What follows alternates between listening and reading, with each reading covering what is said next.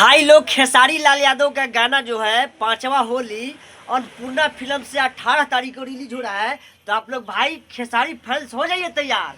और Khesari Lal Yadav trending star यही नहीं है मेरा भाई, बिहार के आन बान शान भोजपुरी में यानी सतयुग में भिखारी या कलयुग में खेसारी का जोड़ा नहीं है मेरा भाई। तो आप लोग जाइए और खेसारी लाल के लिए कमेंट और लाइक सब्सक्राइब कीजिएगा और गाना का प्रमोशन करिएगा और गाना नंबर 1 ट्रेंडिंग में लाइएगा। इसलिए ट्रेंडिंग स्टार खेसारी लाल यादव है, इनका जोड़ा लगाने के लिए भाई मेहनत करना पड़ेगा। खेसारी लाल बनने के लिए इतना आसान नहीं है।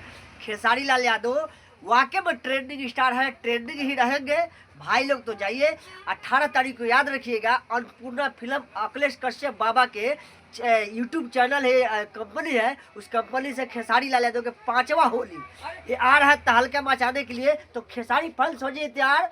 बाय बाय टाटा। तो भाई मेरा वीडियो अच्छा लगे तब बिली किंग बोलो का सब्सक्राइब कर दीजिएगा। हर हर महादेव।